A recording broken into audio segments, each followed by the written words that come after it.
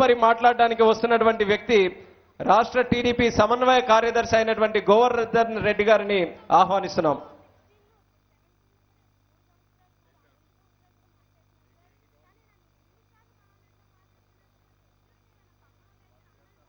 గౌరవనీయులు, పూజ్యులు, పెద్దలు, జాతీయ పార్టీ అధ్యక్షులు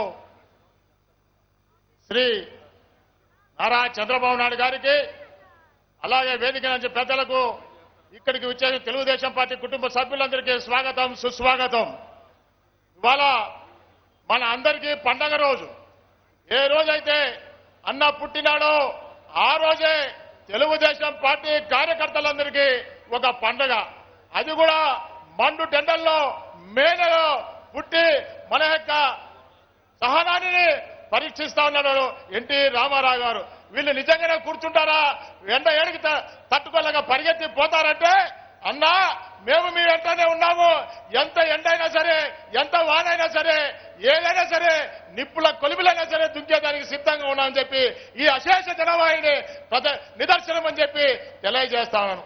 ఆ రోజు దివిసీమ ఉప్పెన రాయలసీమ కరువు ప్రాంతంలో ఉన్నటువంటి సమయంలో ఎన్టీ రామారావు గారు జోలపట్టి వీధి వీధి జిల్లా జిల్లా తిరిగి డబ్బులు వసూలు చేసి ప్రభుత్వానికి అందించినటువంటి మహనీయుడు ఎన్టీ రామారావు గారు. ఆ రోజే ఆయనలో ఒక ఆలోచన, ఈ పేద ప్రజానీకానికి ఏదైనా చేయాలంటే ఒక రాజకీయంగా వస్తే తప్ప మనం ప్రజలకు సేవ చేయలేమని చెప్పే ఉద్దేశంతో ఆ రోజు ఆయన తలంచినాడు. తరువాత దానికి అనుగుణంగానే ఎన్నో సినీ చిత్రాలు కూడా రాజకీయ పరంగా తీస్తూ 1982 సంవత్సరంలో తెలుగుదేశం పార్టీని హైదరాబాద్ నడిబొడ్డులో 100 ఎమ్మెల్యే క్వార్టర్స్ లో ప్రకటించడం వైనం మనం అందరం కూడా చూసినాం.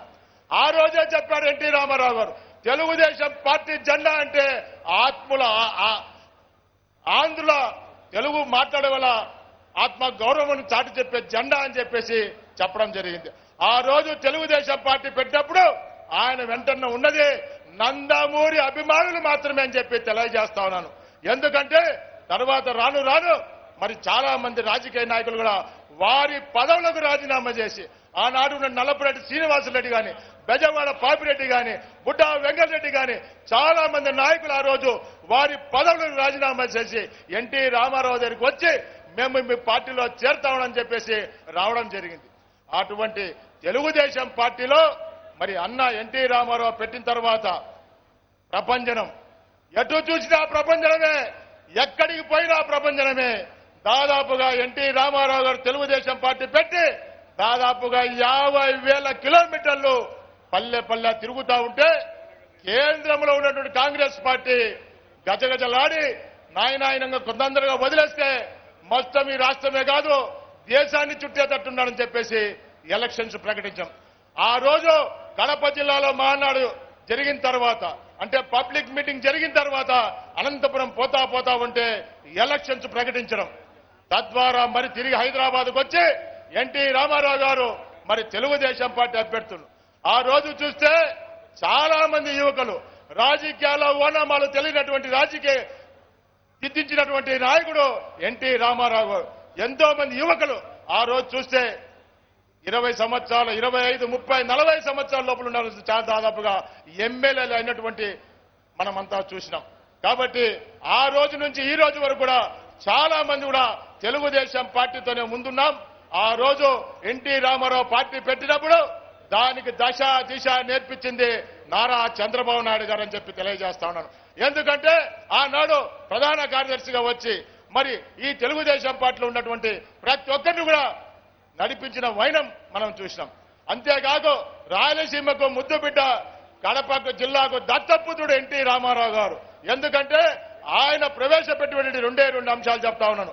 రాయలసీమకు ఎన్నో సంవత్సరాల నుంచి కాంగ్రెస్ పార్టీ వాళ్ళు కలలుగా చెప్తా ఉన్నారు, రాయలసీమ థర్మల్ పవర్ ప్రాజెక్టు రావాలని చెప్పేసి.